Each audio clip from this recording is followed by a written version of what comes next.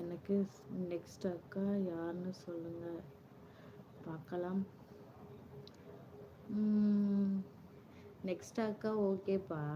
இருந்தாலும் அந்த பிள்ளைய அக்கா மாரி தான் பேசுனீங்க, ஏமாத்திட்டு போயிட்டாங்க. நான் சொல்றது தெரியல.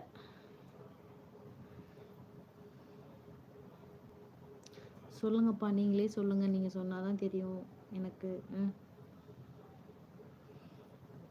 நீங்களே சொல்லுங்க, நெக்ஸ்ட் அக்கா யாருன்னு சொல்லுங்க.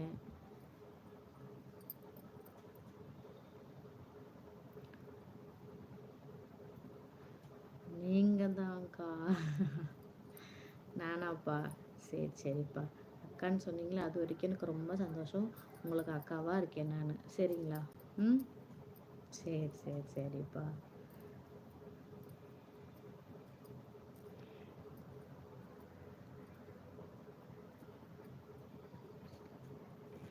You are already in half sleep. இல்லைப்பா, இது ரொம்ப சளி பிடிச்சிக்கிச்சு. அதனால் தைலம் தேய்ச்சேன். டேஸ்ட் இது என்னன்னா, அதனால் அது எஃபெக்ட் கொஞ்சம் அப்படியே எப்படி சொல்கிறது, குளிர்ச்சியாக இருக்கும்ல, அந்த மாதிரி இருக்குது.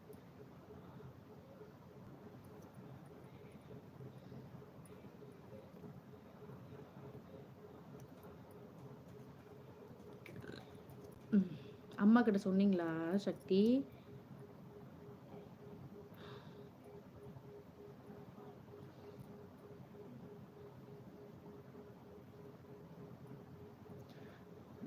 கூட அக்கா இல்லாதவங்களுக்கு கஷ்டம் தீரும்.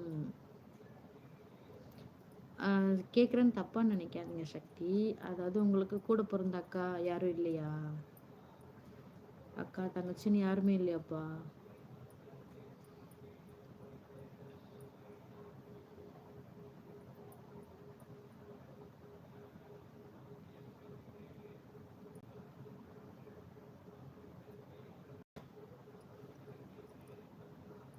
மீ டு யூ மை அக்கா.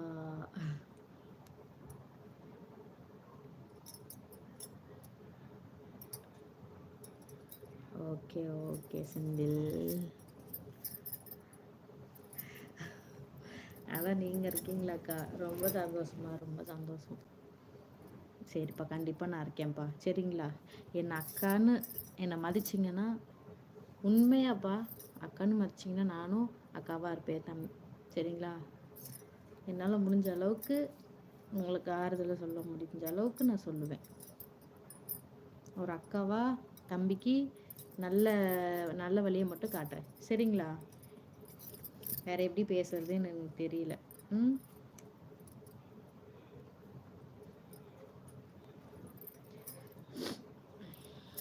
ஸ்டார்டிங் அம்மா சொன்னாங்கப்பா, நான் தான் அவங்க பேச்சை கேட்கல. ஸ்டார்டிங்கில் அம்மா சொல்லுவாங்க, அதெல்லாம் நம்ம காதில் எங்கே ஏற்றுறது, போமா அதெல்லாம் ஒன்றும் இல்லைம்மா அப்படின்ட்டு நம்ம போயிடுவோம்.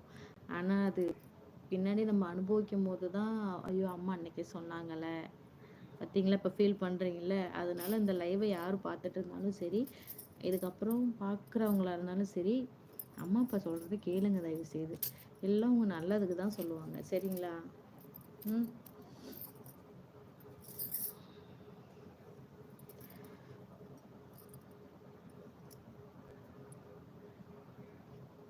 எதுக்கு கவலைப்படாத தம்பி, அதை பற்றி எதுவும் நினைக்காதீங்க.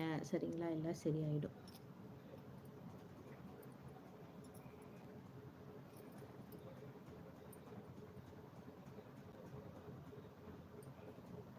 அம்மா சொல்லுங்க செந்தில்.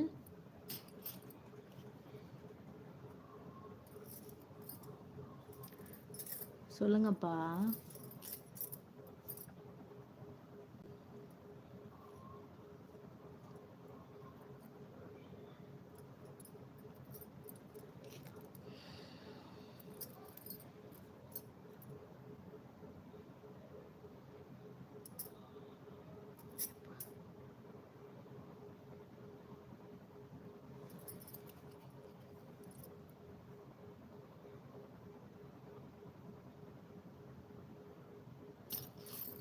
நான் கூட ஒன்று சொல்கிறேன்,